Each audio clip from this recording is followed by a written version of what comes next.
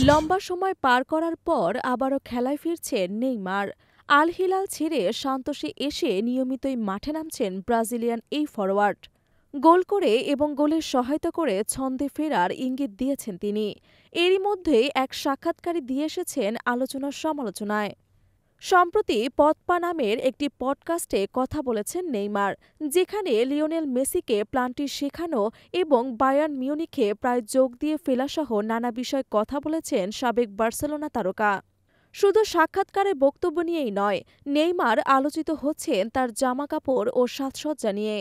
Brazilian সংবাদ মাধ্যম ও Globo জানিয়েছেন, পদপাহর পডকাস্টে যেসব জামাকাপড়, জুতা ও ঘড়ি পরে নেইমার কথা বলতে এসেছিলেন, সেসবের মূল্য বাংলাদেশি মুদ্রায় প্রায় ১৩ কোটি টাকা।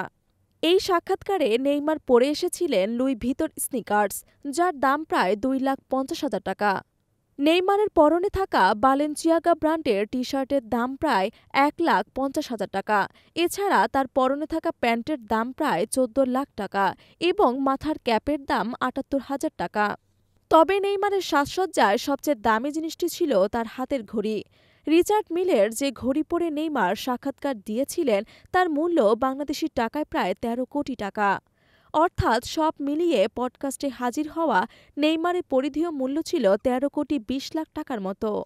এই সাক্ষাৎকারে নেইমার জানিয়েছেন, ২০১৩ সালে পেপ গার্দিওলার কারণে তিনি বায়ার্ন মিউনিখে প্রায় যোগ দিয়েই ফেলেছিলেন। সেই সময়ের ঘটনা নিয়ে ব্রাজিল জাতীয় দলের হয়ে সবচেয়ে বেশি গোল করা এই ফুটবলার বলেছেন, গার্দিওলার কারণে আমি বায়ার্নে প্রায় চলেই গিয়েছিলাম।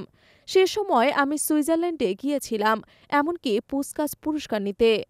আমি তখন নিজেই ঘরে ছিলাম। রাত ২টায় আমার বাবা আমাকে ডাকেন। আমার বাবা, গার্দিওলা এবং দোভাষী সেখানে একসঙ্গে উপস্থিত ছিলেন। গার্দিওলা আমাকে বলেন তিনি আমাকে সেই ক্লাবে নিতে চান এবং আমার জন্য তিনি সেরা। গার্দিওলা তাকে কেনার জন্য কতটা মরিয়া ছিলেন সেটা ব্যাখ্যা করে নেইমার বলেছেন, তিনি তার ল্যাপটপ নিয়ে আসেন এবং আমাকে সবকিছু বলেন। তিনি বলেন যদি আমি প্রতি মৌসুমে ৬০ গোল না করি তবে দল বদলে ফেলবেন। আমি তাকে জিজ্ঞেস করি তিনি কোন ক্লাবে যাচ্ছেন।